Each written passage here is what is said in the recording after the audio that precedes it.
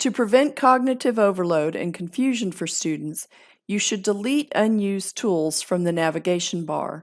This tutorial demonstrates how to accomplish this in Canvas. First, in the left-hand menu, click on Settings.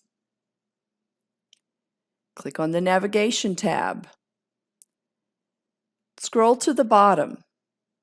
Note the area labeled Drag Items Here to hide them from students. Drag any items that you don't use to this area, such as conferences. Click Save. Click on the home page. And note the I with the slash beside conferences, which denotes that the item is not visible to students. Enter Student View to check your work.